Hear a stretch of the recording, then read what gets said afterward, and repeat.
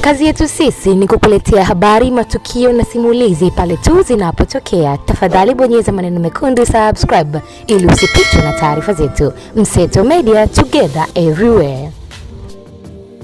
Sakata la maandamano ya Julai 7, 2026, yaani siku ya Sabasaba, yaliyopangwa na kuendelea kuhamasishwa na wanaharakati huko mitandaoni wakidai ni maandamano ya amani, kudai haki, uhuru wa kujieleza na mambo mengine mengi yaendelea kwa gumzo nchini, ambapo hivi sasa serikali inaongozwa na Rais Samia Suluhu Hassan imeweza kujitokeza tena na kuongelea juu ya maandamano hayo.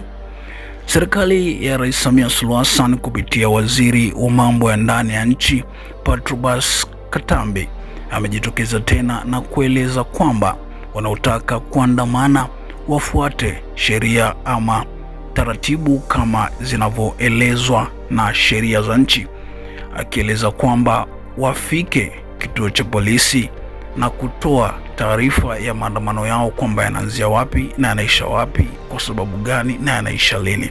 Tumsikilize mpaka Katambi, kisha uniachie comment yako hapo chini. Usimamizi na utaratibu wa maandamano na mikusanyiko ya hadhara hapa nchini unasimamiwa na sheria ya Jeshi la Polisi na Huduma Saidizi sura namba 322 kwa kuzingatia matakwa ya vifungu vya 42, 43, 44, 45 na kifungu cha 46 cha sheria husika niliyoitaja. Utaratibu wa maandamano na mikusanyiko ya hadhara ni sharti izingatie masharti yaliyomo katika kifungu cha 42 yanayotoa mamlaka kwa Jeshi la Polisi kusimamia na kuratibu mikusanyiko ya aina yoyote hapa nchini. Mtu au waandaaji wanaotaka kufanya mikusanyiko au maandamano katika eneo la umma wanapaswa kuwasilisha taarifa ya maandishi kwa mkuu wa polisi wa eneo husika na kamanda wa polisi wa wilaya angalau saa 48 kabla ya tukio, na taarifa husika inatakiwa kutolewa ikiainisha: 1, mahali na muda mkusanyiko; 2, madhumuni ya mkusanyiko au maandamano;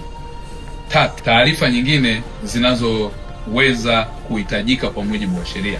Hivyo baada ya taarifa husika kuwasilishwa, waandaaji wa mkutano au maandamano wanaweza kuendelea na maandalizi, isipokuwa tu pale mkuu wa polisi wa wilaya atakotoa amri ya kusimamisha ikiwa atabaini kuwa mkutano au maandamano tajwa yanaweza kuvunja amani, kuhatarisha usalama wa umma, kuathiri amani na utulivu wa umma, kutumika kwa madhumuni yasiyo halali.